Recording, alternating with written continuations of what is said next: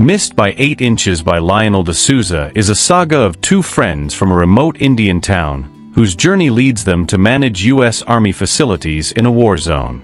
The core of the narrative is the tragic demise of one friend and the wrongful accusation of the other for leading him to his death. More than a story of loss and injustice, the book is a testament to the unyielding strength of their friendship, detailing their solidarity, shared laughter, and mutual support amid danger.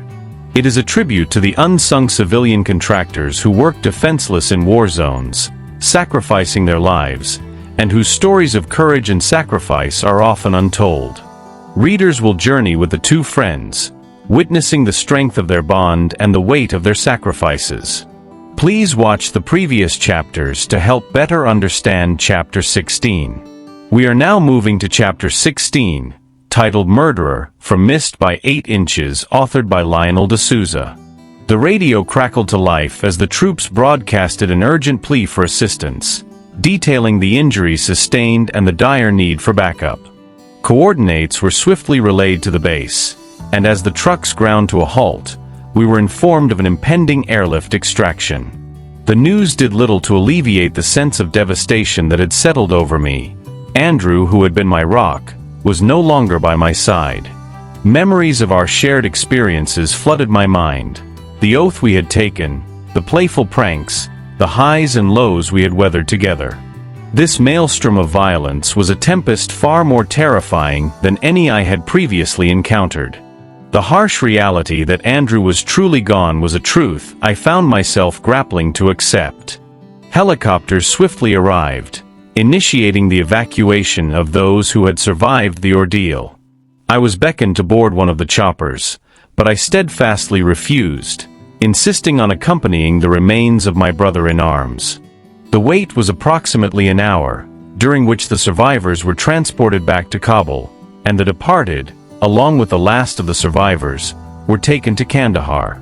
Aboard the chopper, I made one final desperate attempt to rouse Andrew, but his eyes, reminiscent of a cat's in their beauty, remained closed, never to gaze upon this world again. Upon our arrival at Kandahar, Neil was already at the helipad, awaiting our return.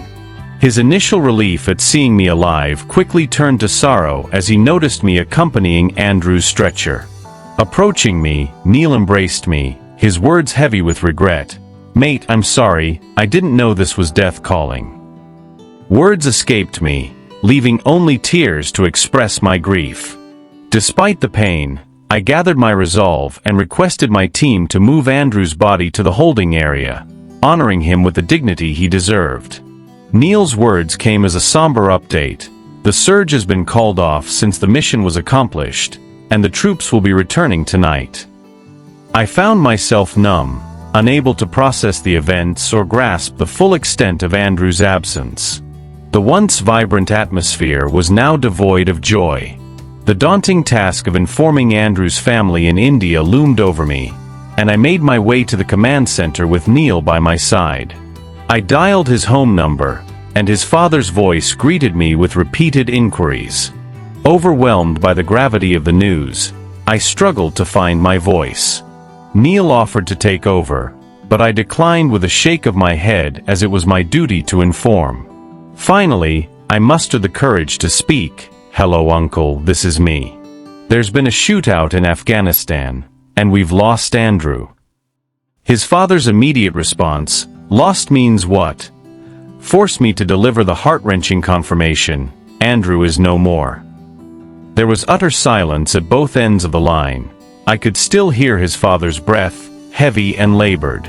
The next question came out asking, "Are you sure?" To which I replied, "Uncle, I'm sorry, but it's true." I turned the speaker on as Neil was intending to speak, but before Neil could utter a word, the accusation that followed struck me to the core. His father lost it on me, shouting, "You murdered my son." I listened in silence, unable to speak for a minute. Neil, who wanted to speak, stopped himself. I continued stating, "I will update you on the travel arrangements for returning Andrew's body home." His father's words were like a second blow, as he shouted, "Why didn't you die? Why did my son have to die?" That struck me deeply, making me think that I should not have swapped seats with Andrew as we boarded after the break, and why I didn't take the fall in the place of Andrew. Neil didn't have words. He only offered a consoling hand on my back and softly said, "I'm sorry, mate. I never expected the situation would be taken against you. Why are they considering you a murderer?" I responded, Andrew's parents were not happy with him working in the war zone. Because I had insisted, and he in turn had fought with his parents to join me, they are considering me a murderer, as I had brought him here and got him killed. I reached out to my wife to inquire about her well-being, and she informed me that she was managing fine with our children in Bangalore. She expressed a desire to return to Dubai without visiting our hometown. In a subdued tone, I broke the news to her: I lost Andrew. Initially, she couldn't grasp the reality, prompting me to clarify, yes, Andrew died. She urged me to recount the events, and I explained how a mere 8 inches had spared my life but not Andrew's. Her response was laden with concern and a plea I found hard to swallow. "Come back, enough of risking life, don't kill yourself, come back." I assured her of my return, once the formalities surrounding Andrew's passing were concluded. That fateful night, the medical examination was conducted on all the casualties, including Andrew. The autopsy revealed that the bullet had entered his body at such an angle that it struck his vital organs before lodging in an artery leading to his heart. The impact was too severe for his organs to withstand, leading to his untimely demise. I remained present throughout the post-mortem procedure, ensuring that all was done with due respect. Once completed, I oversaw the preparation of his body for embalming. Concurrently, I arranged for tickets for both Neil and myself to accompany Andrew's remains to India, ensuring his safe passage home. My phone rang, and it was my father on the other end, his tone laced with anger and frustration over the tragic events that had befallen Andrew. He seemed less concerned about my own well-being and more focused on the accusations that had been hurled at me.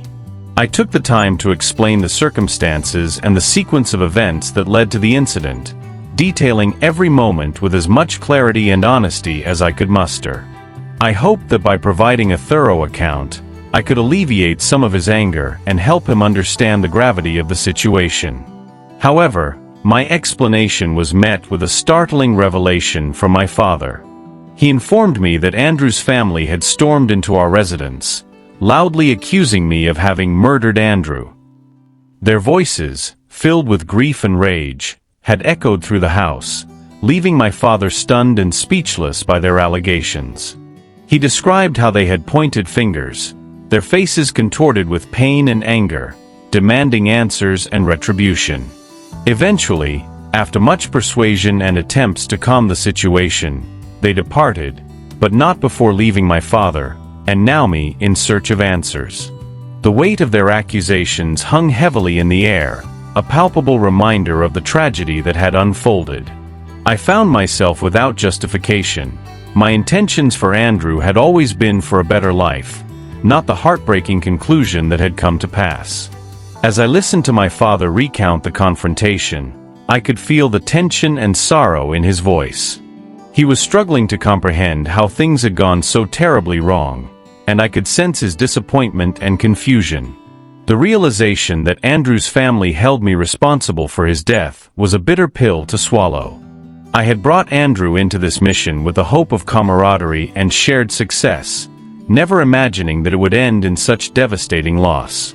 Given the challenging circumstances at home, I suggested that Neil to cancel his travel plans along with the body. Concurrently, my wife expressed her desire to attend the funeral in Mangalore. I advised her to remain in Bangalore, and we agreed that I would join her after the funeral, so we could travel back to Dubai together. Neil was deeply concerned about my safety during the transportation of Andrew's body back to India. He was uncomfortable with the idea of me traveling alone, especially after I had insisted he stay behind. Neil decided to speak with the commanding officer George, who was nearing retirement, to arrange for someone to accompany me to India, complete the necessary formalities, and return with me. CO George wanted to fully understand the gravity of the situation before assigning someone to the task. As we waited in the tent, the weight of the upcoming funeral and the responsibility of transporting Andrew's body weighed heavily on my mind. Despite my apprehensions, I knew it was my duty to ensure Andrew received the respect and honor he deserved. CO George picked up his satellite phone and stepped outside, leaving Neil and me standing in anxious anticipation. After a few minutes, he returned, his expression resolute. He looked directly at me and said, "I will accompany you. It will be an honor for me to attend the funeral." CO George, at 55 years old, was in the final phase of his distinguished career as a commanding officer. His decision to accompany me was both surprising and reassuring. He called me by my name and said, "Don't worry, I'm with you. You are safe and sound." His words were a balm to my troubled mind, offering a sense of security and support. I was initially confused by the commanding officer's decision to personally accompany me to the funeral, but it quickly became clear that his presence was a profound gesture of respect and solidarity. Having CO George by my side was not only a source of immense pride, but also a testament to the camaraderie and honor that defined the team spirit though we were contractors. His willingness to stand with me during such a difficult time underscored the deep bonds of brotherhood. On the evening of January 4th, we embarked on an Air Force cargo flight bound for the Abu Dhabi base. Andrew's presence was a somber reminder of the shock that still lingered within me, the weight of potential repercussions heavy in my thoughts. The reality of his loss was a constant, painful companion, and the journey ahead felt both daunting and surreal. As dawn broke on January 5th, we took to the skies once more, this time on a passenger aircraft from Abu Dhabi to Bangalore. Andrew's body was carefully placed in the cargo hold, and I felt a profound sense of responsibility to ensure his safe passage. Our journey continued with a final sector from Bangalore to Mangalore.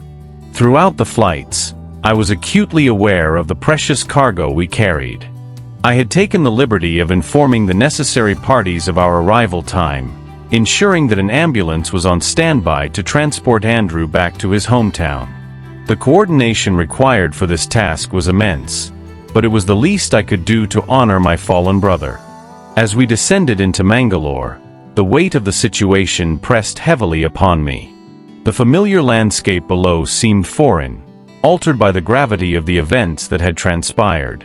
The anticipation of facing Andrew's family and the community filled me with a mix of dread and determination. I knew that the coming hours would be some of the most challenging of my life, but I was resolute in my commitment to see Andrew's journey through to its end. Upon disembarking at the airport, I was immediately confronted with a heart-wrenching scene. As I made my way out with Andrew's casket, I was met by his father, who was overcome with grief and anger. He was accompanied by a group of villagers who had come to the airport to support him. The raw emotion in the air was palpable, and I could feel the weight of their collective sorrow and rage bearing down on me. In a public display of his anguish, Andrew's father slapped me hard on my face, his words cutting deep as he branded me a murderer. The accusation stung, not just physically but emotionally, as it echoed the guilt and sorrow I already felt. The villagers, fueled by their own grief and anger, tried to lay their hands on me as well. Andrew's father grabbed my collar, his intent to inflict further harm clear in his eyes. It was at this critical juncture that Commanding Officer George stepped in. With a steadiness born of years of experience and a commanding presence, he pushed everyone away from me. His voice, strong and authoritative, cut through the chaos as he addressed the crowd. "Let's respect the dead and not make a mockery of this solemn occasion." "I don't think Andrew would appreciate this gesture," he declared, his words carrying the weight of his authority and the respect he commanded. CO George then introduced himself, making it clear that he was the commanding officer and had personally accompanied Andrew's casket to pay his final respects. His presence and words had a calming effect on the crowd, and the tension began to dissipate. The villagers, recognizing the gravity of the situation and the respect due to both the living and the dead, slowly backed away. Andrew's father, still holding on to his grief, released his grip on my collar. The pain in his eyes was evident, and while his anger had not entirely subsided, he seemed to understand the need for decorum in this moment of mourning. C.O. George's intervention had not only protected me but had also restored a sense of dignity to the proceedings. With heavy hearts, Andrew's father took his son into his care, and the family, with solemn faces, loaded the casket into the ambulance. George and I, silent in our shared contemplation, followed in a car, the ambulance's red lights a beacon of loss in the morning light. The journey from the airport to Andrew's residence spanned 2 long hours, each minute filled with a sense of uncertainty and apprehension. I was unaware of the specific arrangements the family had made at their home, which added to the tension. The road seemed endless, and the weight of the situation pressed heavily on my mind. The landscape outside the window blurred as my thoughts drifted to the task ahead and the emotions we would soon face. Upon our arrival, Andrew's body was respectfully carried inside by the waiting family members. The scene was heart-wrenching. His wife's grief was intense as she clutched their 5-year-old daughter, her sobs echoing through the air. The sight of her pain was almost unbearable. As George and I approached the entrance, we were met by a group of Andrew's relatives. Their faces were a mix of sorrow and anger, and they barred us from entering the house. The tension was thick, and it was clear that our presence was not welcome at that moment. We found ourselves waiting at the gate for what felt like an eternity, the weight of the situation pressing down on us. During this extended period of waiting, I took the initiative to speak with some of the locals who had gathered nearby. I needed to understand the funeral arrangements and ensure that everything was in place to honor Andrew properly.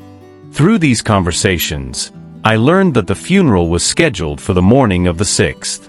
This information provided a small measure of clarity amidst the chaos, but it also underscored the limited time we had to prepare for the final farewell. The hours spent waiting at the gate were filled with a mix of emotions. I felt a deep sense of responsibility to ensure that Andrew's final journey was conducted with the utmost respect and dignity. At the same time, the grief and anger of his family weighed heavily on my heart. The reality of the situation was stark and unforgiving. My parents didn't attend the funeral because they feared public humiliation. The weight of their absence was heavy on my heart, knowing that their decision was driven by the fear of societal judgment and the stigma that had now attached itself to our family name. When I called my dad to inform him of my arrival, hoping for some semblance of support or understanding, his response was abrupt and cold. "Don't come home. You are no longer welcome," he said, his voice devoid of any warmth or compassion. "You have tarnished our name in the town and the community. It's a mistake having you as a son." His words cut through me like a knife, each one a painful reminder of the isolation and rejection I now faced. I silently hung up the phone, the finality of the conversation leaving me numb. The silence that followed was deafening, filled with the echoes of my father's harsh words. I felt a profound sense of loneliness, as if the ground had been pulled out from under me. The realization that I was now truly on my own, without the support of my family, was a heavy burden to bear. C.O. George and I had to find a place for the night since I was barred from going home. We departed from the funeral home, seeking refuge in a nearby hotel. I expressed to George the necessity of vacating the vicinity post-funeral, as the tension from the crowd painted us as adversaries. The night was long and filled with a heavy sense of foreboding. George and I sat in his room with a bottle of whiskey between us. I had hoped that the bottle would not make it through the night, as we both needed something to dull the edge of our anxiety. We spoke of the possibilities that could unfold at the funeral, including potential threats to our safety. The conversation was sobering, despite the alcohol. C.O. George, ever the pragmatic leader, dialed his satellite phone to get the contact details of the U.S. Embassy. Once he had the number, he made the call. The embassy assured him that we would have a diplomatic escort the next day and that police protection would be provided. Additionally, a representative from the embassy, based in Mangalore, would attend the funeral. As dawn broke the next day, we saw that a police escort was indeed waiting for us, along with an Indian representative from the U.S. Embassy in the hotel lobby. Our cab was instructed to follow the police escort, and we headed back to Andrew's residence. I wore a black shirt and black jeans, while George donned his complete army uniform as a token of respect for the departed. Upon reaching the residence, we attempted to enter the gates but were once again stopped by the family and villagers. The police who accompanied us argued with the people, but CO George, with his characteristic calm and authority, asked them to step down. We stood outside the compound wall, awaiting the commencement of the final rites in a somber vigil. The atmosphere was heavy with grief and tension. The presence of the police and the embassy representative provided a measure of security, but it did little to ease the emotional burden we carried. As we waited, I reflected on the journey that had brought us here and the profound loss we were all grappling with. The final rites would be a moment of closure, but also a stark reminder of the void left by Andrew's absence. As the blessings concluded, the funeral procession made its way to the church, with George and myself trailing behind the hearse. Although I yearned to assist in pushing the carriage, I was sternly rebuffed and admonished not to make contact. We found solace at the church's rear, taking our seats on the last bench to partake in the Mass. The eulogy, delivered by Andrew's father, began with heartfelt praise for his son, extolling him as the epitome of virtue. However, the tone shifted dramatically as he pointed an accusing finger towards me, declaring to all in attendance, including my own parents, that look, there is my son's murderer, and because of him my son died. His words echoed through the church, branding me as the murderer. Overwhelmed by the gravity of the accusation, I could only bow my head, tears streaming down my face, mourning not only the loss of Andrew but the unjust allegations cast upon me. In that moment, I could only imagine that Andrew, were he still with us, would not have allowed such accusations to stand.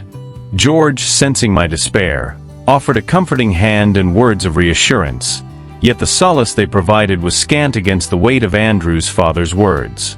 End of chapter 16. Subscribe to the channel and press the bell icon for more updates on the next chapters.